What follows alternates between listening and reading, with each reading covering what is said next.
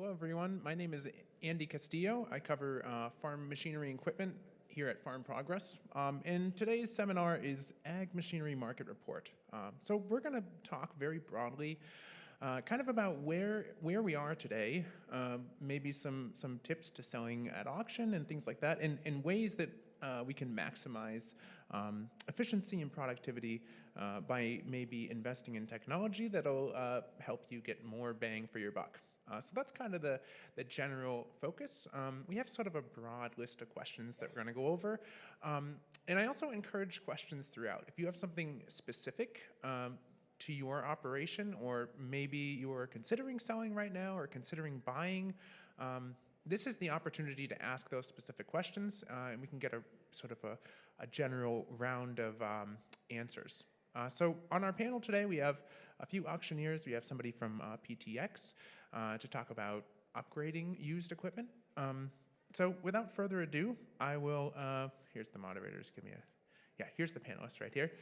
Without further ado, I will hand it over to Kurt Campbell from Big Iron, and he will kick things off. And I just need to change this. Give me 1 second.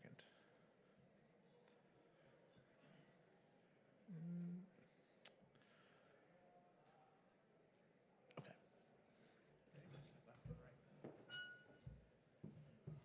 Well, good morning and good afternoon already, I guess it is. A pleasure to be here today, and we want to talk a little bit about our company first, and then we can get into some nuts and bolts as Andy had talked. But I represent Big Iron and Sullivan Auctioneers, and many of you are familiar with this, but we had been in the business with the company of Big Iron over 40 years now, and Sullivan Auctioneers over 45.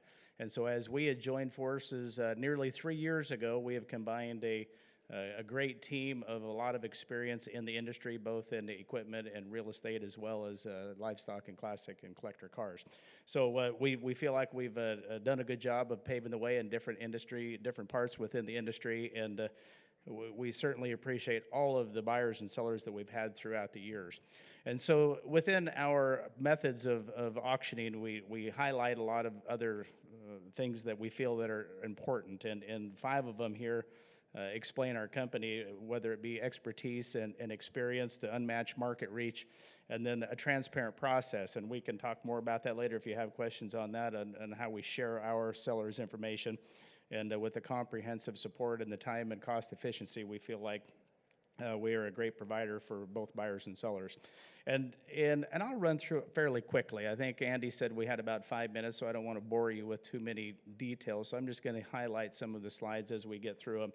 But as we move along, so our marketing, we feel not only are we an auction company, but we are a marketing service. So our marketing reach boasts over 850,000 website views per month, which outmatches our competition in that space. And that's due to a lot of the marketing that we do. And while some of us in here, including myself, still like to see a paper auction flyer or see an ad in the newspaper, a lot of the people that we reach is through our digital platforms. So whether it be SEMs, SEOs, the social media helps us scatter the word, whether you're looking to buy equipment or sell equipment. And of course, it's still fun to have that auction flyer, right? But we feel we found the right way to get that to our users. When we talk about the social media, it's interesting fact when we talk about when we are marketing our ag part of our business. We make over 40 million impressions and 1 million clicks, but here's what's impressive, the click-through rate. So the click-through rate is when somebody sees something, they click on it, and it takes it to the website. So we're at a 3.5% click-through rate compared to the 1.5% of which is kind of the industry norm. So when folks see our ads, they click over and they go to the website, whether you're looking to buy or sell. It all matters. TV campaigns, I'm sure you've seen a lot of our exposure on Machinery Pete this week in agribusiness and different shows along the likes there on RFD. We'll talk about email campaigns. Obviously, emails, if you are registered with us, you've probably noticed you get a lot of them. And certainly we want to draw your attention to that, but if you don't like them, just unsubscribe. It's just that easy. Moving along, we'll talk a little bit about a map that I feel this is pretty impressive with over 750,000 registrants within our company, both buyers and sellers. We feel like we draw a lot of attention, and many of you are subscribers right now, but looking at the blue dots, you can really see where a majority of those come from, and a lot of them are in this area in the Midwest. And of course, as you scatter across the United States, that makes a big difference too. But also consider the population, right? The population of where people are. You get farther west in the great state of Wyoming, we have more registrants on Big Iron than the population in the state of Wyoming, which is only 560,000. So that gives you a good indication on how that all looks within our company. Traffic and engagement, and these stats are actually a little bit outdated. My apologies for not having some currently here within last week, but when you look at the average daily users, that's impressive to me. That's 46,000 average daily users in a 24-hour time period. So imagine, I don't know, there's some football stadiums that are bigger than that, but imagine driving your equipment through a stadium that has that many people. And obviously, with the technology the way it's gone, we all love the on-site auctions. I'm an old on-site auction guy as well, but being able to use the mobile devices and utilize the online method, you can see where most of our traffic comes from. And that is from the mobile devices. Over 76% of the traffic coming from a mobile device. And as you all know, and we'll talk more about technology with Andrew, but you're able to view our auctions while working in the field. So, and I'll scan through these quick because there's some information here that you want to see and you don't want to, but a lot of benefits and features and facts to help when you're looking to market your equipment. We're a full service auction company, so we take care of the details. So when you're looking to have a retirement auction, we come to your location and we help you through the entire process, including collecting payment and sending you the proceeds. And we feel that our customers, it's a long-term investment. So if you do have a retirement auction, obviously you may not be buying and selling again, but we still want to maintain a partnership and a relationship with you throughout the years. And if you're new in the business and you're starting to buy tractors, of course, we want to continue to work with you throughout the years. The picture in the background, you may be able to see that through the words, but that is a picture of one of our consignment yards, and this is located in Hamilton, Illinois, of the Sullivan Auction Yard. And it's quite an image, and if you're an old-time auction guy like I am, I really enjoy seeing equipment lined up, straight, nice, row, fashion, and we offer those 4 times a year there in Hamilton, and of course we have lots in Bird Island, Minnesota, as well as Huntington, Indiana. Here's a couple stat maps, and I'll scan through these fairly quickly as well. But taking a look at, for example, we was talking about the consignment auction last year, but in March of last year, our consignment auction, we had 354 sellers, but we had 142,000 users on auction day. That's quite impressive. That's 142,000 back in the day when we had on-site auctions. If we got 1,000 people, we felt like we was doing one heck of a job. And to be able to draw an attraction like that is remarkable, and all due to the technology that we use today. When we look into April auctions, all combined, we sold 12,000 items. We had 5,900 buyers and 1,000 sellers. So just a little bit of data there that to show the power and the magnitude of Big Iron and Sullivan Auctioneers. And as I scan through it, we get in even to the end of the growing season. The pre-harvest, July and August combined there together, we're selling 15,000 items and to 8,400 bidders. Now, when we look at our process, we talk about the difference of a good auction and a great auction, and that's time. And so when we look at that retirement auction, it takes longer than 2 weeks. It takes longer than 3 weeks. Quite frankly, we're more of an 8 or 9 week. But on our weekly Wednesday auctions, we can expedite that and move through that a little bit quicker for you. So we want to make sure to keep a clean process that helps you all get the equipment that you're looking to buy or sell. And I think I'm running long, I feel like, but I do want to touch on this slide a little bit. In that picture with a group of FFA members is our co-founder Mark Stock and his wife Chris, and them both being FFA guys from way back when they were kids. We still have a strong relationship with the FFA group, and we want to help continue to support that throughout the nation. So if you are within a alumni or a current FFA chapter and you would like some support, I encourage you to reach out to somebody on our team and we can participate because we really believe in that group of folks. And that is it. There's just a couple of headshots there of some of the folks on the team. I look forward to this discussion. Andy, thanks for inviting us to be here today. Just a disclaimer here, a lot of the things that you're going to hear from me is my opinion.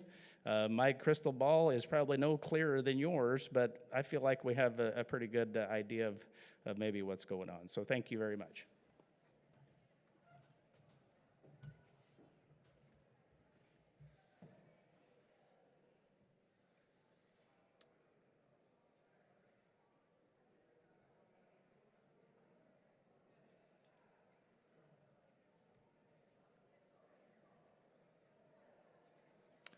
Eric, you're up next. And just a reminder, when we kind of get to the conversation, ask questions, okay? I'm Eric Ott, Schrader Auction Company. I started with the company back in 2012.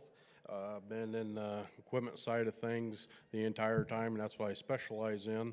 A little bit about Schrader.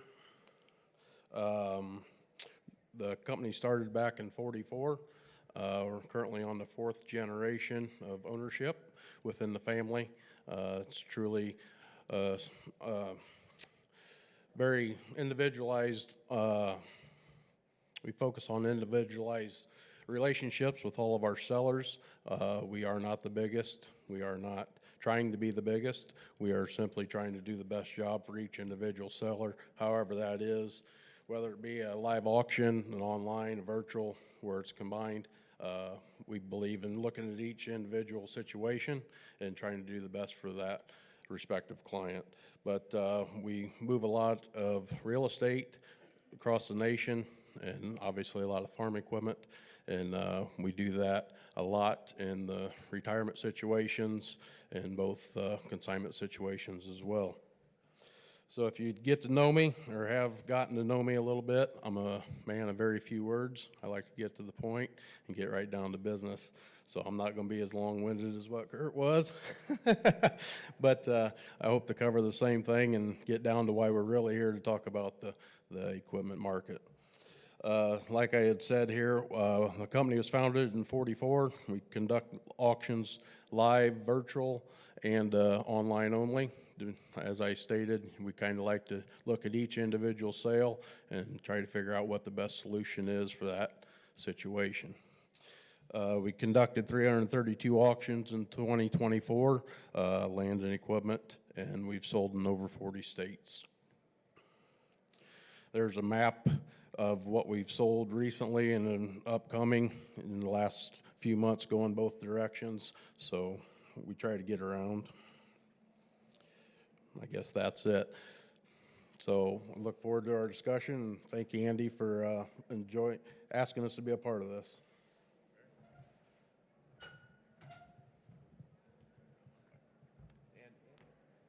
And next up is Andrew.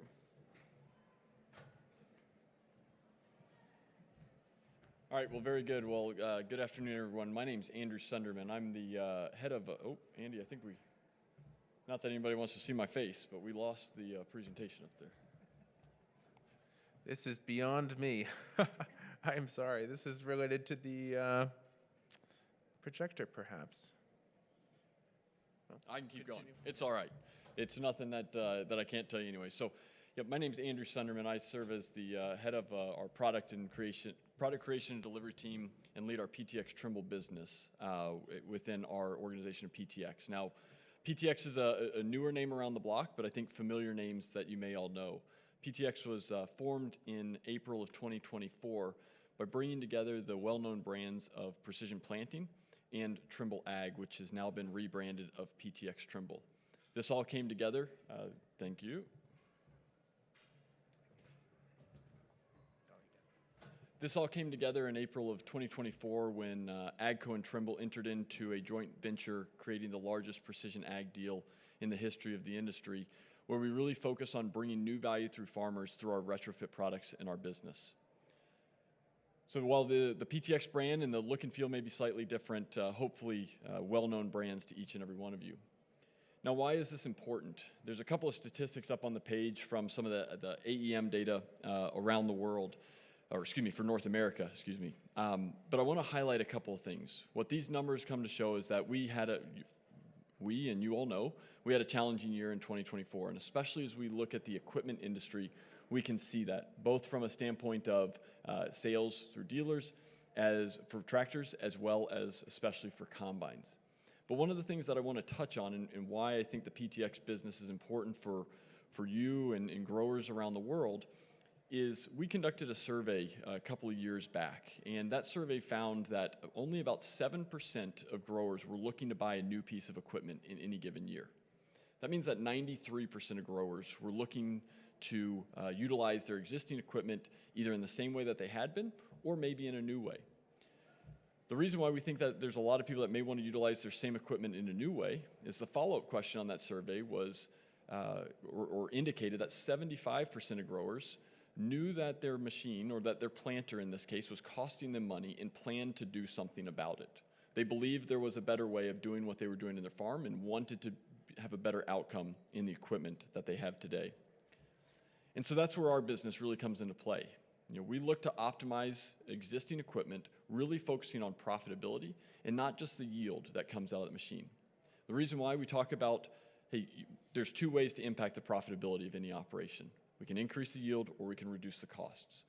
And when we're able to do both of those through better managing our equipment, having better data, knowing what's happening in that field, we think that there's an important outcome for farmers.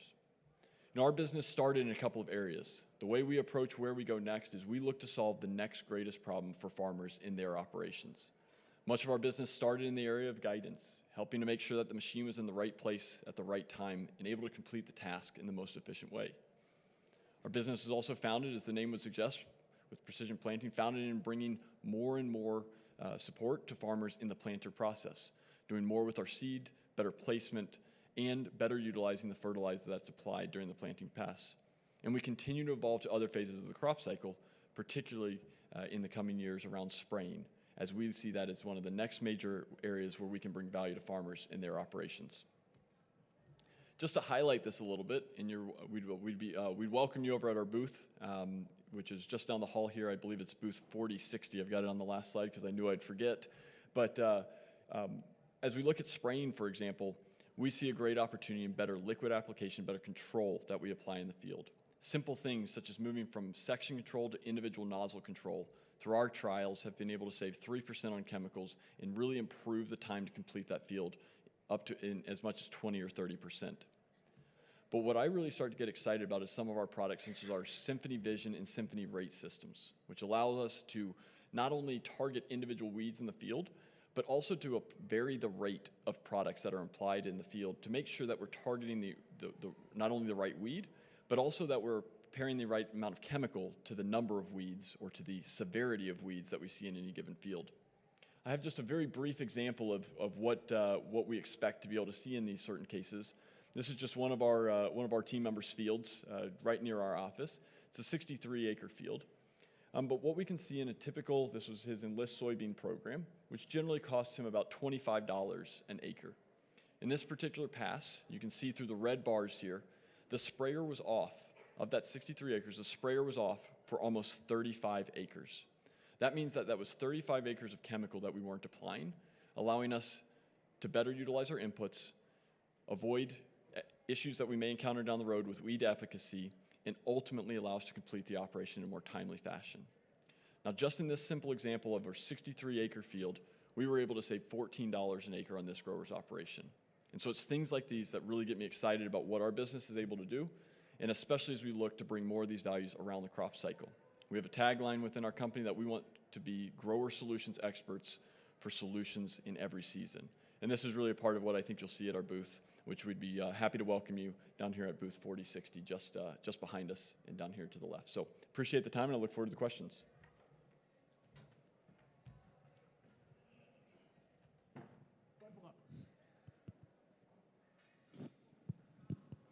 I've allotted about 45 minutes for this, but and we have time at the end for questions as well. But I really encourage you to ask specific questions throughout. So to begin, Wayne, could you just walk us through, as you see it, what's the current state of the equipment market? Okay, yeah, very good. The current state of and so here's my opinion again. And based upon obviously some data that we conduct auctions each and every single week. My opinion is we are at a steady market at this point with some upticks. And when I say upticks, you're going to see estate and retirements are always going to increase the value of good late model used equipment, or even if it's older equipment. But my opinion is that where we're at right now, due to a lot of the supply and demand being leveled off, I feel that the market is leveled. I think we hit rock bottom on combines last August, July and August, and I think we're on our way back to steadying out that value and with some uptick in some particular units. And Andrew, turning a little bit to, where people are looking for upgrades and to optimize equipment, what do you see? Like where is the interest in terms of putting money and maybe buying pieces of equipment to make your operation more efficient? Yeah, so I think first and foremost, especially in the business that we're in around technology, we have to be more clear and be able to demonstrate why that technology is beneficial in an operation. We utilize a lot of our own farms, a lot of our own research farms, and a lot of our own trials to really help to test out what a farmer may experience in their operation and be able to demonstrate that from an actual dollars and cents perspective of what you can expect before you even have to think about spending $1 with us. It's really important to us. We oftentimes think about what is the next big problem to solve. For ourselves, we generally think about if you can't see a return in your operation on the money that you spend in the next 1 to 2 years, it's probably not something that's going to be really enticing for you, and therefore not very enticing for us. So we focus on where we see stickiness in the operation. We focus on quantifying that, and then we focus on how can we bring the information up to the grower that they are able to make the decisions themselves to make an adjustment or when to make an adjustment, followed by then how can we make that adjustment automatically faster than you and I can even think in the cab of the machine. So this really helps to, I think, span a little bit of the industry. Certainly as dollars get pinched, we're looking for how do we be more effective with each and every dollar, and especially times like right now where certainly the 24 market was pretty depressed, and also as we go into 2025, we know that there's still a lot of headwinds that we need to face, and so technology with a clear value proposition, return on investment, seems to be a place that growers have been interested in spending their dollars. And as a follow-up to that, what about the ag tech space? Like, development, new development, is it stagnating too, or is it moving forward? Like, what's kind of the current state of ag tech more broadly? Well, ag tech's an interesting space right now because as you look across different operations around the country and around the world, there's lots of different things that can play into benefit for farmers. Certainly the ag tech space has a lot of early stage company and startup involvement. There's a lot of folks that have a really strong technology knowledge, and they're seeing ways in the agriculture industry to provide value to growers. And so it's invited a lot of new entrants into the market, which I think has been good. It's challenged the status quo. It's challenged a way of thinking, and so it's pushed for progress. In our aspect of the world, for us, it's how do we expand our reach, which is really solidified in guidance and planting products. How do we expand that same value to other parts of the operation? And so for us, moving into sprayers in the liquid application, moving into nutrient management, which is one of the largest costs that any growing operation experiences in any given year, as well as into leveraging autonomous technologies to help provide for a more timeliness completion of the operation, are things that we think are going to be kind of the frontier of precision ag over the next couple of years. Eric, in your experience, would you say that equipment is moving right now through your business and just generally as you see the market? Is equipment moving? Yeah, I would say the equipment's been very fluid, clear through, even with the cycle there are the markets. One thing about the equipment market, there's always stuff that's moving. It's just the reason of why. This last fall and winter, as Kurt kind of said there, was very busy. It was very good. A lot of retirements, a lot of people looking to upgrade some stuff, and it's been very good. As we move forward, I think, we're in a different market than what we were 6 months ago, a year ago. Obviously, as Kurt kind of iterated, I think we kind of bottomed out there late last summer, and we've kind of steadied off, and things are kind of picking back up a little bit depending on what you're talking. But there's a lot of things. Guys still need to upgrade, still need to progress regardless of where the markets are on the price of equipment and the commodity markets. So there's always movement. It's just a matter, at what scale they're moving. If they're looking to go jump into another new piece or upgrade into another used piece, that's still an upgrade, but things are always moving, and it's a very fluid market. You and I talked offline before about retirement sales, and there's no data to back this up, but anecdotally, as you've observed it, have you seen an uptick in retirement sales over the last few years, and what's kind of the state of it right now? Yeah, so we have, I would say there when we were kind of at the peak of the market, there was a lot of retirements, and a lot of those guys were saying, I never really planned to retire for another 2 to 5 years, but things were lining up where, they could get a premium out of the equipment that they were selling. They were getting a premium out of their crop, and they could lock in a really good cash rent if they weren't looking to liquidate their ground. So in that market, we've seen it because of that. Markets downturned on the equipment side and on the commodity side kind of simultaneously. And a lot of guys said, hey, I've rode the roller coaster before. I'm not going to continue to ride this roller coaster on down to see how it plays out, so I'm going to get out. And I may not have gotten out for another 2 to 5 years, but because of the downturns of the market, they didn't want to wait and see what happened. They just wanted to go ahead and exit.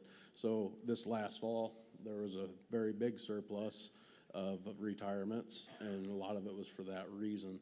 Not necessarily that they were in a financial pinch, they just didn't want to see how the markets all played out on both the commodity and the equipment side. Kurt, what kind of opportunities does that present? If there's more retirement sales now, if you're in the market for a piece of used equipment, what kind of opportunities does that give you? And I feel that there's a certain percentage of folks that retire every year, or unfortunately in a state. Ultimately, a retirement auction will draw a bigger crowd, will net a bigger, better return on that investment, and more specifically when that equipment is well cared for. And we've seen that since the beginning of time. Good equipment will net you good results. If you take care of your equipment will take care of you when you decide to sell it at auction. And along with what Eric said, I think there's many reasons that folks decide when they're going to retire or how they're going to retire. And for whatever reason it may be, I feel there's always a percentage of it. And I would just encourage folks that when you're considering to retire, to ensure that you're picking the best method to disperse your assets, whether it be at on-site auction, online auction, or however you choose to do it. But certainly, you're able to hit the worldwide market, comparatively speaking, to 20 years ago when you had to drive your wheels off your Cadillac to get to every auction. So, yeah, that's what I think.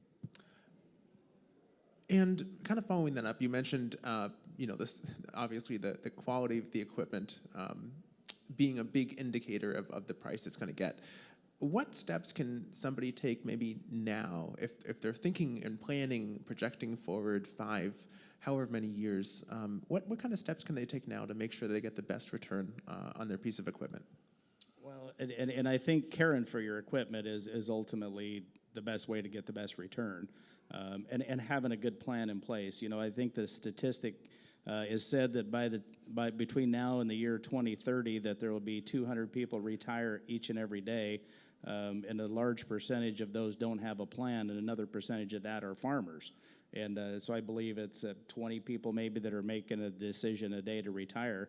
And so I think that the long-term plan, especially when you get to that age, unexpectedly an estate auction happens, but when you're looking at a retirement auction, I think proper planning in that, whether it be 6 months to a year prior to that, but the care of the equipment, and then when you make the decision to hire your auction company to do it, early notification, as I indicated before, the difference between a good and a great auction is a couple extra weeks. So making sure that you're prepared to that and have everything in order. And we like to share the story. We like to share your story because a retirement auction is an event, and we want to help you celebrate your retirement for your many, many years in the agriculture business, and we strive to do a good job at that.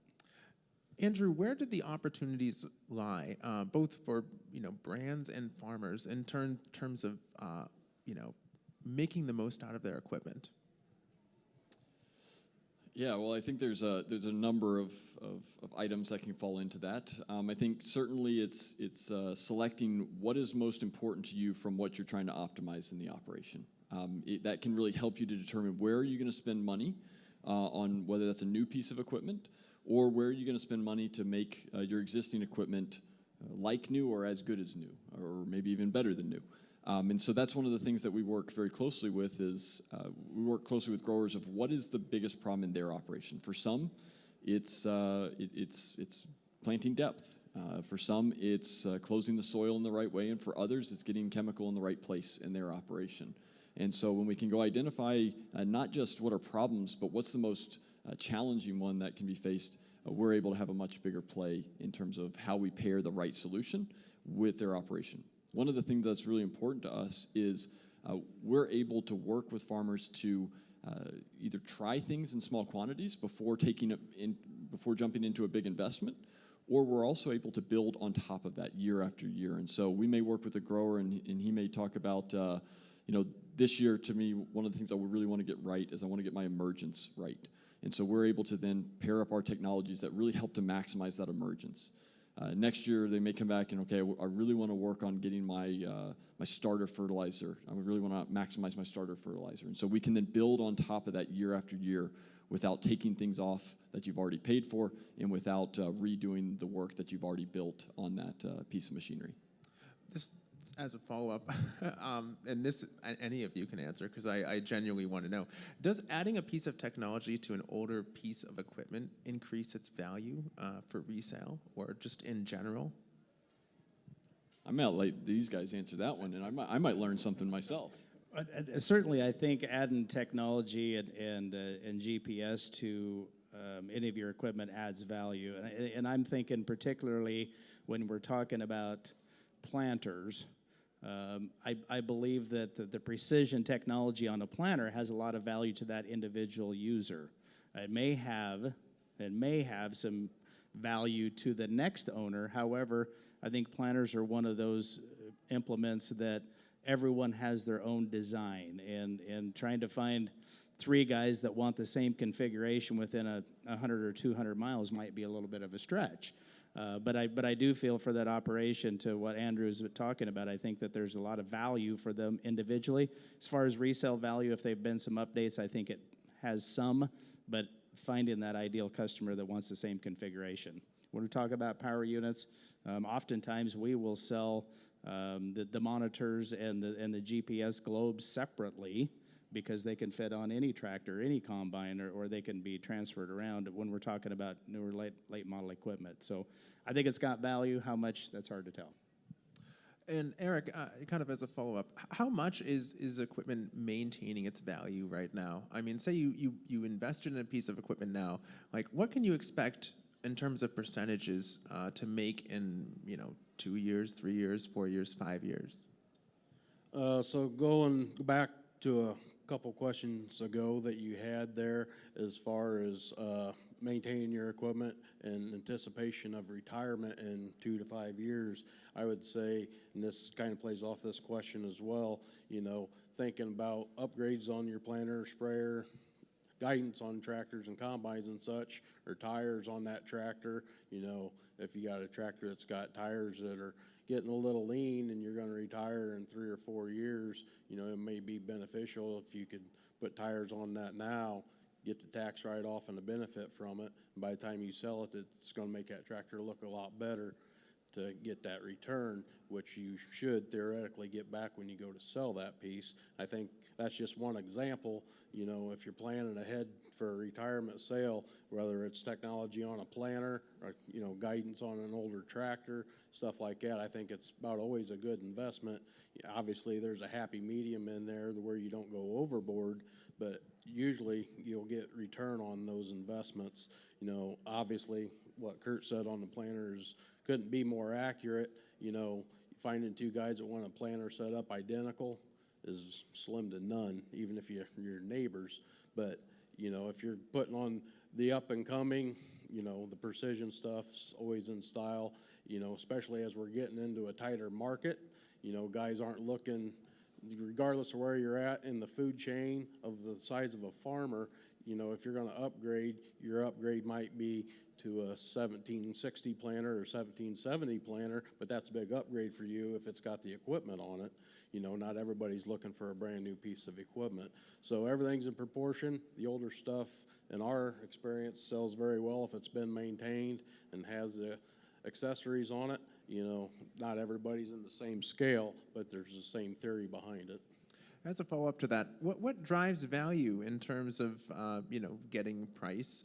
I mean, is it finding the person that wants that specific setup, or is it, based on the quality of the particular piece of technology that you have? So I would say it's a happy marriage of the two. Obviously, like Kurt touched on there, from our perspective, you gotta be nationwide and beyond on your advertising to find those end users, especially as we keep talking, there's more and more retirements all the time and less people getting into the business. So finding those end users is a harder job for us to do. But obviously, the better equipped it is, the more it's gonna be desirable to the end users on it. But it's a happy marriage, in my opinion. So we'll go down the line with this next question. Is there a lot of inventory right now? Kurt? Fortunately, unfortunately, through what the cycles that we've just gone through. So when we got into the year of 20 and 21, the supply obviously was starting to diminish, which obviously increased the demand. And that brought us into some years of really high prices or really strong prices, depends on what side you were. And the manufacturers tooled up and were ultimately building more units and building them as fast as they could to get the product out the door. And at that point, it was, if you wanted a new tractor, you could get one, and about everybody that walked in the door that wanted a new tractor was buying one. And so the supply and demand at that point obviously was the demand was outrunning the supply. And it wasn't very long after that it seems like a long time ago, but in the last couple of years, obviously the supply started to overpower the demand, and with multiple factors included, right, with interest rates and commodity prices and the availability of it. So the fortunate part of it is when the manufacturers started closing down some jobs and started producing less. It's unfortunate for the fact that the folks that are in that business that may have lost their job, or all the other suppliers, the guys building the tires, everybody hauling it, that's the unfortunate part of it. However, what the manufacturers had done, in my opinion, was the right move, because we had too much supply. And so from my perspective, while there is still a decent amount of inventory on dealerships' yards, I believe the new inventory has slowed. Andrew could touch on this as well, but I believe every manufacturer has decreased production, which is in line with the amount of sales that they had last year. They were down that 19, 20, 21%. So I feel, and that was what helps me get the sentiment here that we're leveled off, because we're starting to get our supply and demand back in check a little bit. And I feel that if you're looking for a piece of equipment, whatever type it may be, I think that if you need it and you're looking for one, I would buy it. I wouldn't wait thinking that the market is going to continue to go down, because I don't personally think that it is. I think we're getting to a point that even though the interest rate is higher than it was 5 years ago, we all hate that, but I see there's some folks in here that probably experienced the early 80s, and it ain't nothing like that was, but neither is the price of the machine either. But I feel that there's plenty of inventory if you're looking, but I do also, like I'd said, I think our supply and our demand are getting back in check. Andrew, maybe you could speak from the manufacturer's perspective. What's inventory like? What's production like right now? Yeah, so a couple of thoughts, and certainly I think, this is an interesting cycle with the kind of the whiplash, I would describe it as, that we had. So, 21, 22, 23, a lot of it from a production standpoint was just keeping up with demand. And actually, I would say not even keeping up with demand, but doing best to catch up to demand. And so that was an interesting part as we were looking to get, especially electronic components, certain things that we never thought would really be in supply shortages were all of a sudden now really hard to get. And we're holding up and creating a bottleneck for getting new machines, new technologies out to the farm gate. So then as we come into 2024, certainly I think in the earlier part of the year, we saw continued demand, but it was through many of the orders that had already come in from prior years. And so it was still catching up to that demand, and it was still delivering to that. One of the things that I think helped us with is because of some of those longer lead times, the used equipment was certainly in a much better position than we've seen historically in some of the downturns. And so that was something that certainly helped. I'll say on the technology retrofit side of the business, that helped us as well, is because we were able to take some of those older machines but still bring them up to the capabilities that were as good or better than what a new piece of machinery could do. But we felt it a little bit stronger in the balance of 2024. So I've talked to a number of dealers this week and over the past couple of weeks. Certainly from an inventory position, I think I just talked to one actually yesterday, not too far from here, and they were feeling quite comfortable with where they were landing. Their used position was quite good. They had some new machines that were available, but a lot of interest, especially with some of the recent boosts in commodity prices. And so I think the dealers I've talked to are a little bit more comfortable than where they've been in the past couple of years, and certainly more comfortable than the last downturn. Eric, and you can expand it to talk a little bit about real estate as well. What's the inventory like right now? I would say on the real estate side, it's been pretty steady, and I feel that there's always a pretty steady market in that. It's just mainly for the reason of selling.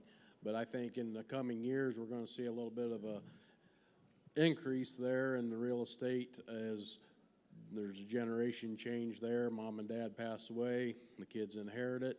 There's a whole generation there that is removed from the farms, and they're going to turn it into cash shortly thereafter receiving it. So I think we're starting to see it now, and I think in the coming 2 to 10 years, I think we're going to see quite a bit more of it.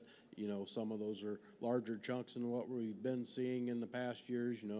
Used to be 40s and 80s and 160s and such were very common, where now I think there's in our part of the country there, I think you're going to see a lot more 200 to 500 acre pieces and even some bigger ones than that, but where mom and dad had combined those farms and farmed it themselves, but the kids moved on, went to college, got their own careers, and have since been removed from the farm. So I think that'll be one thing we'll be seeing there in the real estate side.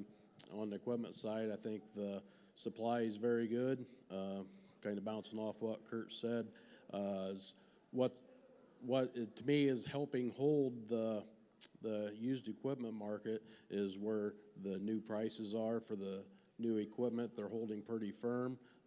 They're not really fluctuating a whole lot. They are coming down a little, but not a whole lot. They are starting to offer some more financing there to help ease into those new machines, which is in turn helping hold that good used equipment. One thing in time will be very interesting, and it's kind of pretty fresh here with our new president with the tariffs, how that's going to play on both sides of it, with the prices of the new equipment, when things are manufactured not in the United States, how much is that going to be affecting the new prices? And also, I think, which could probably play on a bigger side of it is, especially in like the combine markets where a lot of them get shipped overseas, to hold the floor in that combine market, how much that's going to affect that. If we start to lose that market of those older machines heading overseas, I think that could really start to pull a bottom out of the combine market and planters and everything else. But combines seem to be one of the biggest factors there. So it'll be interesting to see how the whole tariff thing plays out in the coming months. But I think that could be one of the biggest deciding factors. I'm glad you mentioned the tariffs. And China, in their retaliatory tariffs, enacting 10%, and they particularly targeted the ag machine market. So that's being implemented right now. To take out your crystal ball a little bit, Kurt, how do you see that and game it out, if you would, how could tariffs impact the price of used equipment? Boy, this is a little bit beyond my expertise, but I do try to study and stay abreast of it to make sure. I will say that. Well, let me help you out a little bit. So, say the price of new equipment goes up because of the tariffs. How is that going to impact the price of used equipment at auction? And certainly the price of equipment, as Eric had alluded to earlier, is very reflective of the price of new. And so that obviously when the new price is higher, the used equipment will be a certain percentage to tick up as well. And I want to touch on something else that I thought of here earlier, but when we talk about used equipment, is it holding its value in certain extents? And you can take a look at certain individual pieces. So the pre-def machines, obviously, I think are very popular. And when we get to that 10-year mark, and now it's a little bit on past that with the pre-def. But for example, a retirement auction yesterday in Illinois, we sold a John Deere 8100 with 2,700 hours that brought $85,000. And prior to the place that we're at now, $50,000 was a heck of a sale on that. But the price of the new has gone up so dramatically. To get a horsepower tractor like that, new, probably configured very similar, is going to be pushing over $400,000. So to answer your question, the price of used is always going to be relative to the price of new.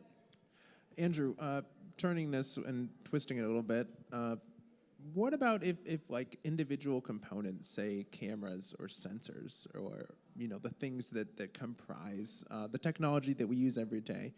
What about if that goes up? How does that impact price at the lot, price at the dealer? Yeah, it's a difficult equation, and something that certainly we've been looking into more closely about our supply chain and where we have products coming in from, where products are going. Generally think about pricing from a couple of different lenses, and it's one. It's first and foremost, it's around the value that it provides. If there's not a value that supports our price, it's pretty hard to justify, and so that's the first measure of it. Certainly, we have to look at our costs. How do we reinvest in our business? And so certainly the tariffs could play a role into that. And so that's where we've been looking at our supply chain. Now, luckily for us on the technology side, we have some very strong suppliers across the U.S., and so that plays a factor for us. As we look at our main business being in the U.S. and in Europe, right now we are keeping an eye on what may come between the U.S. and Europe, but right now we're pretty comfortable with where those things are landing. So we keep a close eye on it. We manage the best we can, and we leverage different suppliers that can support us in that way. And one of the things that I'll just maybe highlight, I realize a little bit beyond the question that you asked, but a number of years ago when we experienced tariffs, especially around China, it really allowed us to focus on our manufacturing footprint as well. And so we were moving manufacturing of products from different facilities. And so we began building products for the U.S. out of a factory in Brazil, for example, and bringing those into the market for some of our lower horsepower machines. And so it's an interesting logistics hurdle, but also brings out some pretty creative ideas about how do we leverage the global footprint of the company and serve the global markets. So perhaps supply chains could shift, is more or less what you're saying. Absolutely. I would argue that in some of the cases we work closer with our suppliers during times like these. So it's been a good engagement. Eric, is there any historic precedent, within the used equipment market for what's going on right now? I mean, 10 years ago, 20 years ago, has this ever happened before? And if so, what was the outcome of it? Yeah, so it's just kind of the cycle of life, in my opinion. Everybody's goes back to what I said about the retirements there several years ago. We've seen a little bit of an influx in them. It's a cycle of life. Everything goes up, will come down. If you don't believe that, you're going to be selling, and it's not going to be a good reason. Anybody that thought corn would never get below $5 is probably not in a very good situation. So anything goes up does come down. We do see it. Everything's always on a constant move. I think where we're going, I think we're better prepared and more educated than what we've probably been in the past. I don't see the ultimate crash and burns that we've probably seen in the past. I think everybody's a little more secure and a little more planned. You know, farming's a lot more of a year-round business model now than what it used to be. I just think everything's pretty much more stable. Obviously, when you got crop insurance and such, you know, that can kind of take some of the lows out of things. It's just a little bit more of a streamlined, safer place to be. Obviously, you still got to be a very good operator and be conscious of what you're doing, but there are some helpful tools out there to help ease the pain along the way to where you don't get caught. What are some of those tools, Kurt? Talk a little bit about data and how that maybe can help us inform us when we're making purchases.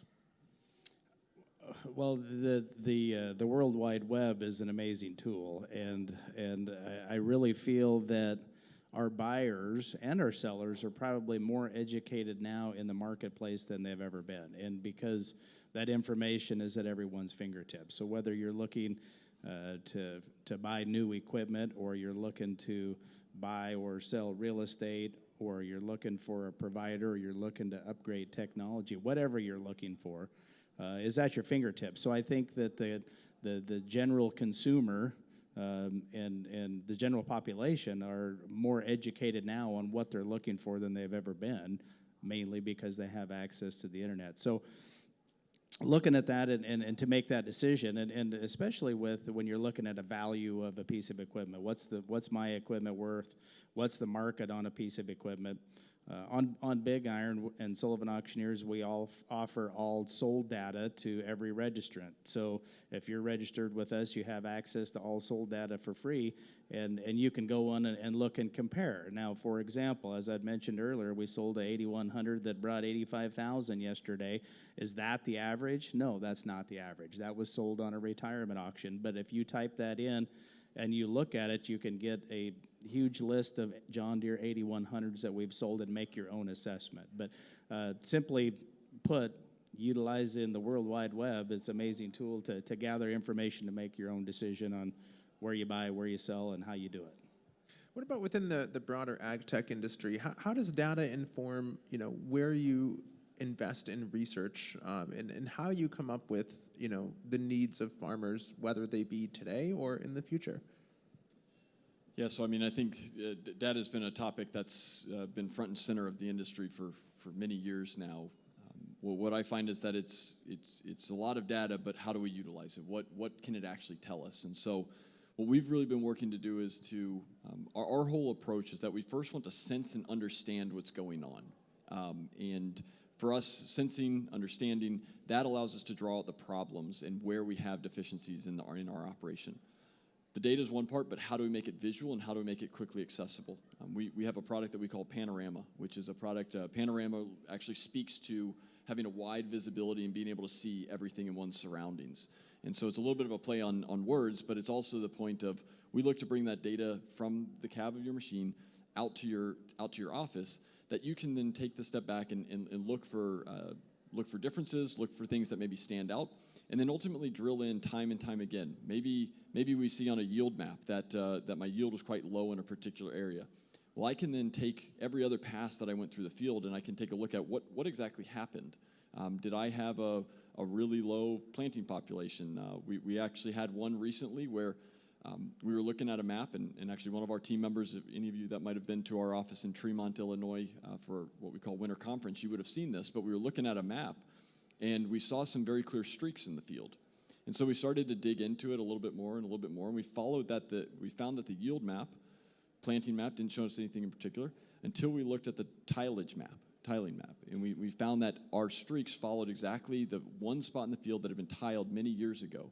And so it allowed us to assess that, hey, this might actually be an area where we can go out and be better by spreading this out further through the field rather than just the concentrated area that our map showed us we had a particular high yield area. And so that's how we've used data, be very visual with it, make sure that kind of the thought of is if we can understand it, then that's the key part to allowing to making sure that our growers can understand it front and center. So it's been a key decision tool for us, and it's been a key decision tool for really how we direct farmers to the right products. Eric, using tools like data, is it possible to determine where we are in the cycle? And if so, if not, can you time the market to optimize your purchases or your sales? Yeah, you can to an extent. So I'm going to use an example here that's kind of been reoccurring here. It's post-harvest with some people that are looking to upgrade, whether it be a combine or a sprayer. They're going to the dealer and looking at a new machine or a newer machine than what they have, and what they're being told their trade-in value isn't where they thought they need to be. So they call us or Kurt or somebody and looking for another option to market their machine that they have so they can be a cash buyer moving forward. And I think that's going to be a big key. That's a big indicator to me where we're at in the market is guys are going to be looking to move stuff in a third-party function to try to keep progressing as this market's changing. It gives you a better opportunity to ease that adjustment into the newer machine, and that's ultimately what they're trying to do.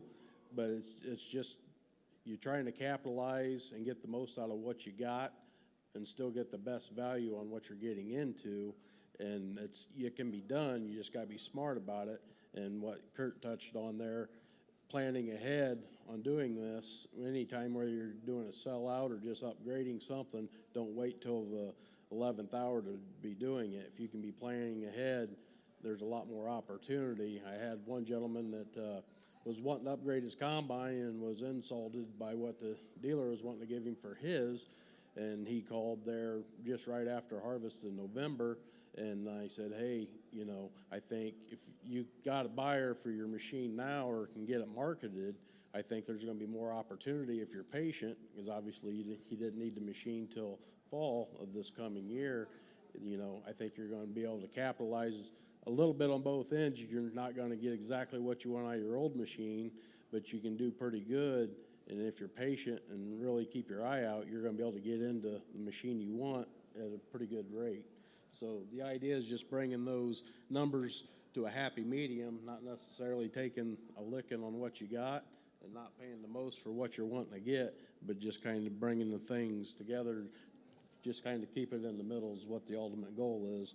But there's a lot of that right now, because there's a big difference in what you think it was worth 6 months ago or a year ago to what the dealers are forecasting it might be, and they're trying to be protecting themselves.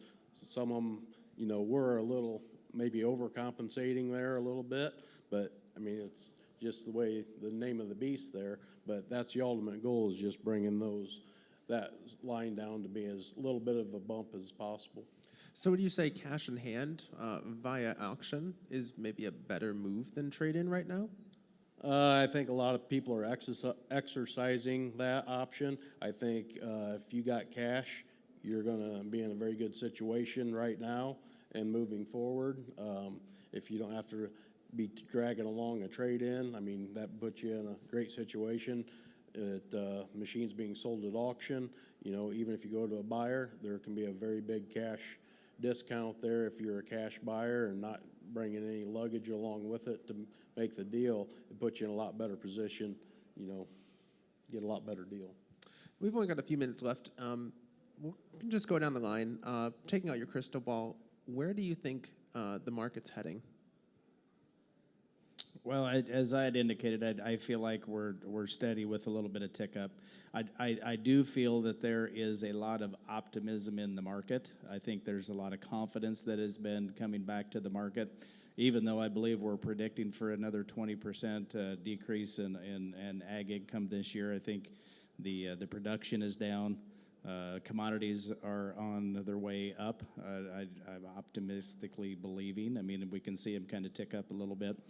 At the end of the day, in agriculture, we need to continue to provide food and fiber, and so we need equipment, and we need to be able to have the land to produce that. And if you're in the agriculture business, you need to keep on keeping on with that. And so with that, you may need to upgrade. You need to may want to add technology and precision packages to it. But the agriculture producer needs equipment to do their job. They need equipment to do what they need to do and be able to manage that. How much excess do I have versus do I need to upgrade? the market's going to continue moving forward, and I'm confident that we're steady to an uptick, and I hope I'm right, and I hope that everybody is able to make money, and you're able to stay in business and continue to do what you're doing. Andrew, what about in terms of ag tech and manufacturing? Where do you think this next year is going to take us? Yeah, so Kurt, I sure hope you're right. So I certainly do. I see a couple of things. I mean, certainly yields overall seem to be pretty good last year. So I think there was a little bit of optimism finishing out last year. We used the word recently of cautious optimism, and actually somebody in a similar sort of panel, somebody said, well, wouldn't you always say cautious optimism? And I would say no. Last year I didn't see optimism. There wasn't even cautious. There wasn't optimism. But this year, with coming off of some good yields last year, certainly a little bit of certainly a change in the U.S. Political system.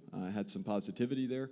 Certainly then crop prices this year being a good indicator. There's some cautious optimism in the market. We're still expecting that overall equipment sales, now I'm talking new from my standpoint here, overall equipment sales will be down is what we're expecting compared to 2024. So we do think that 2025 will be the lower end of that with some positivity in the back end of the year, especially going into 2026. But one of the things that we talk about, especially in my side of the business on the technology space, is we very much recognize that unlike a tractor, that you generally need a tractor to pull the equipment through your field, you don't have to have technology to do what you do. There's other options. You're able to drive the machine. You're able to get out and check, how are my, what depth am I planting at? How do I make those adjustments? And so that's the challenge for us as a business, that we want to prove to you and demonstrate to you that there's a better way of doing it. And so I would encourage you to join in with us and learn from some of the things that we try. This year we'll be doing again, working with our farms.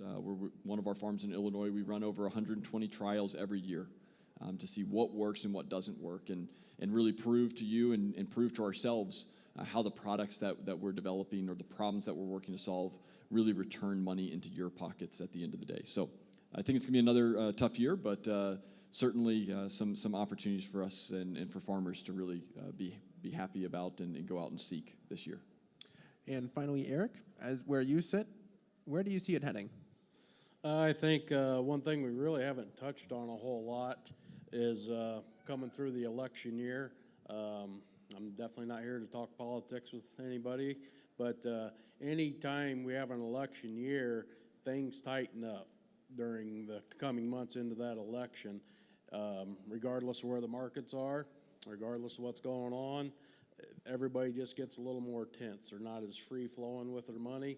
They just wait and see what happens. After that, I mean, I could tell you the next day, just by talking to people, there was a whole different mood the morning after the election. The spirits were way higher. From my standpoint, I postponed some sales until after the election because everybody was just grumpy. They just weren't in a good frame of mind.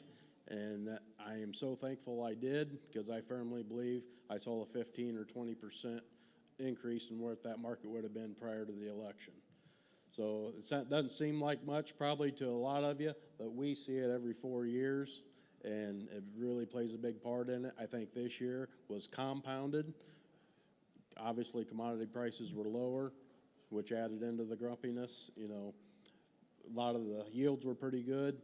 You're in a good chunk of the country, not everywhere, obviously, but that election played a lot bigger part in it than what guys probably thought. Moving forward, I think I agree with what Kurt said there. To reiterate off of him a little bit, I do believe we're over the hump for most sectors of the market, and we're steady and upticking in some markets. I do believe on the new side there are some things that's come down and on the new stuff to help stabilize that market a little bit. Obviously, production's been cut to help stabilize that market. I think we're in a pretty good situation, like I touched on before. I think everybody's a lot more educated now than what they were. Obviously, everybody's got an iPhone. I mean, you can do your research as quick as anybody, but I think there's just a lot more precaution than what there has been in the past, so we don't have the ultimate highs and the lows to help bring this thing back into a neutral position to keep everybody fluid. So I don't think we're gonna have quite the roller coaster as what we've probably seen in the past years, you know, when we hit these lows and stuff. So I think it's gonna be easier to stay steady and start moving back forward a little bit. Thank you. And thank you all for your thoughts. I really appreciate it. And thank you for your attendance.